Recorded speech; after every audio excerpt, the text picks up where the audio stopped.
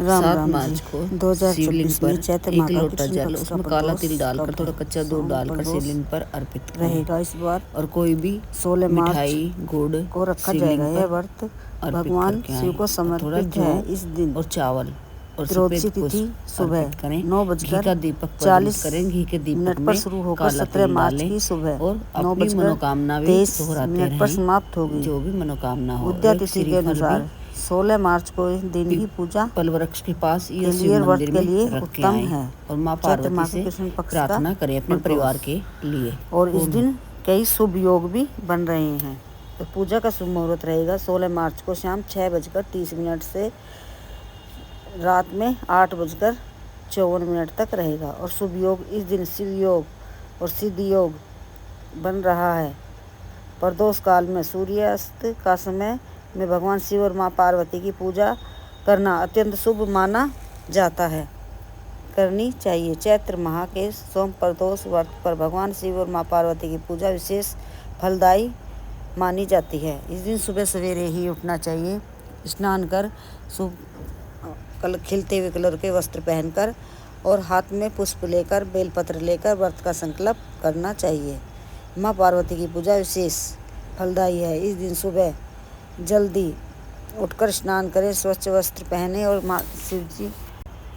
भगवान शिव की पंचामृत से दूध दही शहद गंगा जल से अभिषेक करें। शाम को प्रदोष काल में पूजा करना अत्यंत फलदायी माना जाता है। शिव लिंग पर बेलपत्र भांग धतूरा चंदन से लेपन करें और नमः शिवाय मंत्र बोलते रहें। ये पूजा करते हुए और कुछ उपाय भी करें।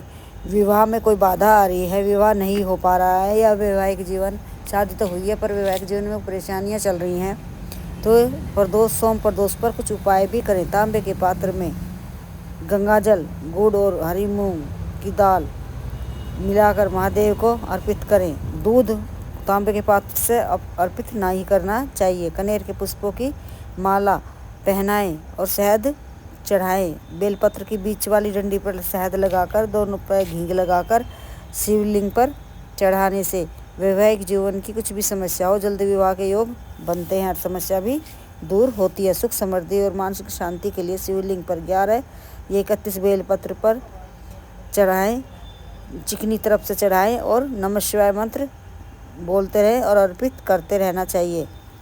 सुख समृद्धि आती है, मानसिक शांति मिलती है, अंदर दिल को अंदर से खुशी महसूस होती है।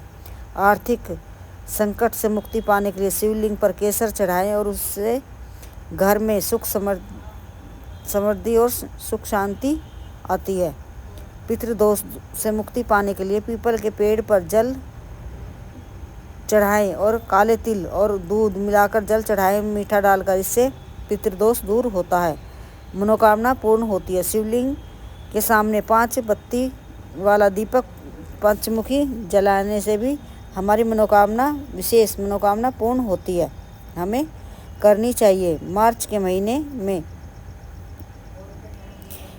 सोम प्रदोष पर ये छोटे छोटे उपाय करने से हमारी सभी प्रकार के रोग कष्ट सब दूर होते हैं, तो हमें करने चाहिए।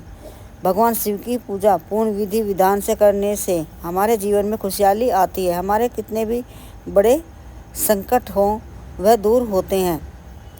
और सोम प्रदोष पर सुबह में ही 1 लोटा जल लें, उसमें चंदन डालकर बेल वृक्ष में अर्पित करें और अपने मन की जो भी मनोकामना हो वह दोहराएं, पूर्ण होती है।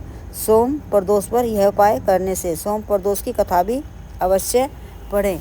1-2 अपने अड़ोस पड़ोस में पढ़ें या मंदिर में पढ़ें या अपने बच्चों को ही साथ बैठाकर पढ़नी चाहिए, अत्यंत फलदायी होती है। चैत्र माह के सोम प्रदोष पर बेल वृक्ष में सुबह में जल अर्पित करें और शाम में दीप प्रज्वलित करके आना शुभ माना जाता है, शुभ फलों की प्राप्ति होती है। सोम प्रदोष पर यह छोटे छोटे उपाय करने से और शिव मंदिर की पूर्ण विधि विधान से मंदिर में जाकर शिव भगवान माँ पार्वती की पूजा करें। माँ पार्वती को श्रृंगार की सामग्री स्पर्श कराकर मंदिर में ही दान करें। चूड़ियाँ करें, मेहंदी करें, नेल पॉलिश करें, बिंदी करें, काजल करें, रिबन करें, शीशा कंघा करें। अपनी क्षमता के अनुसार 5 सामग्री लें और उनमें से कुछ ना कुछ अपने लिए भी रखें और फिर उन्हें पहने, चूड़ी पहने या नेल पॉलिश ले लें वो लगाएं।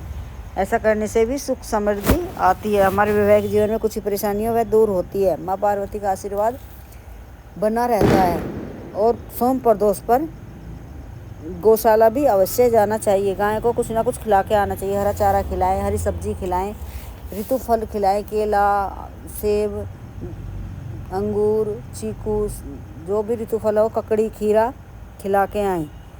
और या एक रोटी बना लें, उस पर घी रखें, दही रखें, गुड़ रखें, थोड़ा गुड़ भोग मात्री रखें, गुड़ ज़्यादा ना रखें, गर्मी है।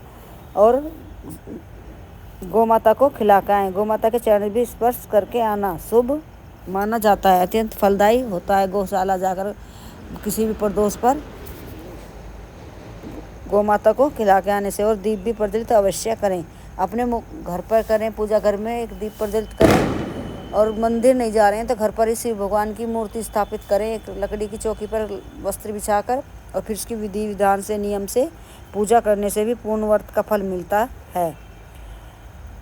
और भोग भी लगाएं, चूरमे का लगाएं, खीर बनाई हो खीर का बनाएं, हलवा बनाया हो हलवे का बनाएं। भगवान शिव को भोग लगाकर मंदिर में चढ़ा कर एक हिस्सा गौशाला जाकर गौ माता को खिला के आना शुभ माना जाता है। फिर खुद पारण करें सोम प्रदोष पर। और दीप प्रज्वलित भी अवश्य करें। तुलसी महारानी के पास करें, अपने मुख्य दरवाजे पर करें, बेल वृक्ष के पास दीप प्रज्वलित करने से लक्ष्मी माँ की कृपा मिलती है, घर में सुख समृद्धि आती है, में आर्थिक स्थिति अच्छी होने लगती है। बेल वृक्ष के पास दीप प्रज्वलित करने से और जल अर्पित करने से।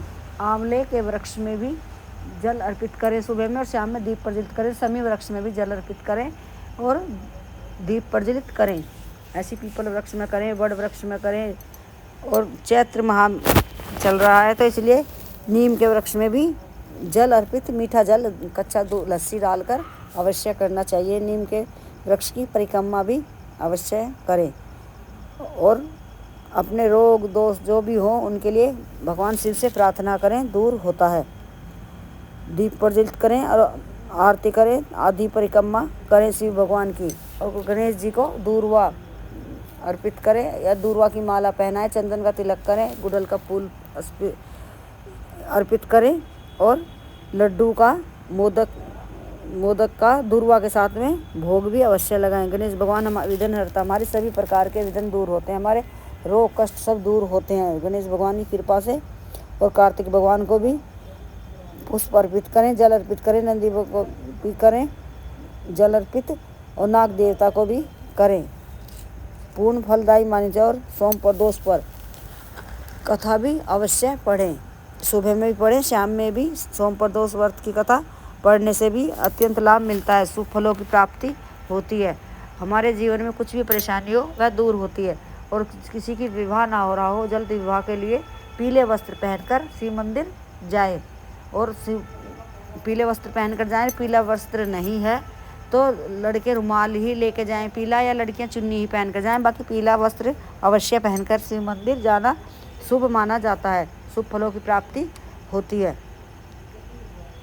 भगवान शिव की पूजा अर्चना करने से और नमः शिवाय मंत्रों का जाप करने से, शिव चालीसा पढ़ें, शिव तांडव सूत्र का पाठ करें, शीघ्र मनोकामना पूर्ण होती है। सोम प्रदोष पर ये छोटे छोटे उपाय करें, शिव भगवान के मंत्रों का जाप करें और कथा पढ़ें। और शिव भगवान से मन ही मन प्रार्थना अवश्य करें। जैसे ही पूजा कर रहे हो, दीप प्रज्वलित कर रहे हो, तो अपनी मनोकामना दोहराएं, पूर्ण होती है। शिव भगवान की पूजा अर्चना करने से शुभ फलों की प्राप्ति होती है, हमारे जीवन में खुशहाली आती है, अन्न धन की कमी नहीं रहती, और हमारे बच्चों को तरक्की मिलती है, सफलता मिलती है। और जो भी अपने पति के लिए उपाय करेंगी उनके पति को तरक्की और सफलता अवश्य होती है। सोम प्रदोष पर शिव मंदिर अवश्य जाएं, जो पास में है तो अवश्य जाएं। और वहाँ पर दीप प्रज्वलित करके आएँ, 11 करें, 5 करें, 7 करें, दीप प्रज्वलित करें। और दीप प्रज्वलित करते हुए अपनी मनोकामना भी दोहराते रहें, पूर्ण होती है। भगवान शिव की पूजा अर्चना करने से, मंत्रों का जाप करने से, और शिवलिंग पर जल अर्पित करने से, कच्चा दूध, दही, शहद अर्पित करने से, लेपन करने से हमारे रोग कष्ट सब दूर होते हैं। शिव भगवान की कृपा मिलती है, अन्न धन की कमी नहीं रहती, घर में सुख समृद्धि आती है, लक्ष्मी माँ की कृपा हमारे परिवार पर बनी रहती है। भगवान शिव की पूजा पूर्ण विधि विधान से करने से। पर किसी का बुरा सोचकर ईर्ष्या मन में रखकर पूजा ना करें और क्रोध करने से बचें। काला नीला वस्त्र ना पहने, केतकी का पुष्प ना चढ़ाएं, रोली हल्दी ना चढ़ाएं, नारियल से पानी ना चढ़ाएं, टूटा हुआ चावल शिवलिंग पर ना चढ़ाएं और शिव भगवान को स्पर्श नहीं करें, इससे भगवान शिव क्रोधित होते हैं। ऐसे चीज़ें करने से या किसी का बुरा सोचने से भी हमें व्रत का फल नहीं मिलता, दान करने का भी फल नहीं मिलता। कुछ ना कुछ दक्षिणा अवश्य मंदिर में दान अवश्य करें। और प्रदोष काल की पूजा बहुत महत्वपूर्ण होती है। प्रदोष व्रत में वह मौका हाथ से नहीं जाना चाहिए। शिव मंदिर जाकर प्रदोष काल में शिव भगवान की पूर्ण विधि